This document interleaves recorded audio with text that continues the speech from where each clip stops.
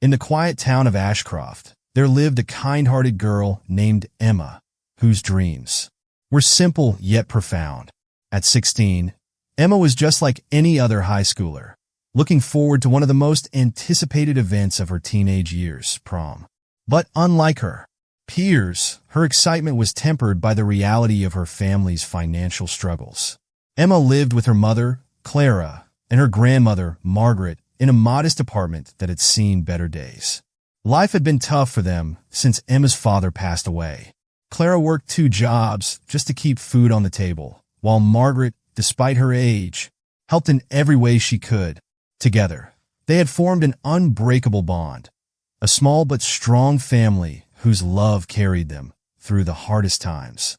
With prom fast approaching, Emma secretly longed for the chance to experience the night like her classmates, dressed in a gown that made her feel special, even if just for a few hours. However, she knew her family couldn't afford the luxury of a prom dress. As her friends chattered about their extravagant outfits and elaborate plans, Emma kept her disappointment hidden behind a warm smile. One morning, Clara and Margaret called Emma into the kitchen. The soft rays of the morning sun filtered through the curtains, and the aroma of freshly brewed tea filled the room. As Emma sat down, Clara looked at her with a tenderness that melted the weariness from her face. "Emma, we know how much prom means to you," Clara began, her voice filled with love. "Your grandmother and I have been saving up for something special." Margaret, her wise eyes twinkling, slid a small envelope across the table. Emma hesitated, her heart racing as she slowly opened it. Inside were several bills, not a fortune, but enough to buy a dress that would make her feel beautiful. Tears welled up in Emma's eyes as she realized how much they had sacrificed for her dream. "Thank you," Emma whispered, overcome with emotion. "I can't believe you did this for me." "You deserve it," Margaret said, squeezing her hand gently. "Go find the dress that makes you feel like the princess you are." Emma's heart soared as she left the apartment that afternoon, clutching the envelope tightly. She hopped onto the city bus, her thoughts filled with visions of lace, satin, and sparkles. As the bus rumbled along the familiar streets, she found herself imagining the moment when she would walk into prom, feeling as if the world had momentarily shifted in her favor. But as the bus came to a stop at a traffic light, Emma's attention was drawn to the back of the bus.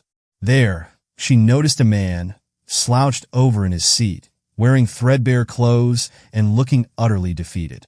His eyes were filled with worry, and his hands fidgeted nervously in his lap. Something about his demeanor tugged at Emma's heart. A moment later, 2 transit officers boarded the bus and began checking tickets. Emma handed hers over without a second thought, but when they reached the man at the back, he panicked.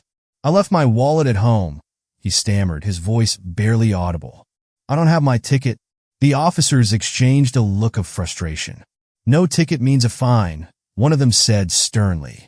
"You either pay, or we'll have to take you off the bus." The man's face turned pale. "Please," he begged, his voice breaking. "I'm trying to get to my son's hospital. He's very sick, and I need to be there with him. I forgot my wallet in the rush." Emma's heart clenched. She could see the desperation in his eyes, and her thoughts raced. She glanced down at the envelope in her hand. The money inside was meant for her dream dress, the one chance she had to fit in and enjoy the prom like everyone else. What the? Man's situation seemed so dire. She stood up, her nerves rattling as she approached the officers. "Wait," Emma said, her voice small but steady. "I'll pay his fine." The officers paused, surprised.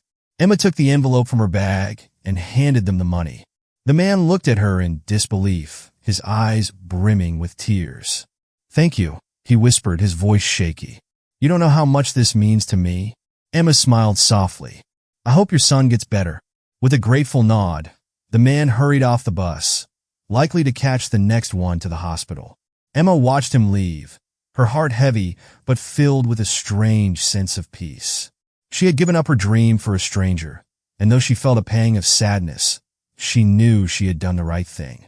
When Emma returned home, her mother and grandmother greeted her expectantly. Clara's eyes lit up with excitement as she asked, "So, did you find the perfect dress?" Emma hesitated, her throat tightening. She explained what had happened on the bus, the man's desperation, his sick son, and how she had given up the money to help him. As she spoke, she watched her mother's face fall from hope to frustration. "You gave all the money to a stranger?" Clara asked, her voice sharp with disbelief. "What if he was lying? We worked so hard for that money." Tears welled up in Emma's eyes, but before she could respond, Margaret placed a gentle hand on Clara's arm. "She did what her heart told her," she said softly. "Helping someone in need is never the wrong choice." Clara sighed, her anger fading into worry. "But now what? Prom is in 2 days, and there's no money left for a dress." Emma swallowed hard, feeling a mix of regret and pride. She had acted out of kindness, but now she faced the consequences. She would have to wear an old, plain dress, one that certainly wouldn't compare to the ones her classmates would wear. The night of the prom arrived, and Emma stood outside the school's entrance, feeling a little out of place in her simple outfit. The girls around her twirled in glamorous gowns, their laughter echoing in the night air. Emma felt small, her heart aching with the thought that she might have made a mistake. Just as she was about to turn and leave, she felt a gentle tap on her shoulder. She turned to see the man from the bus, standing there with a wide smile on his face.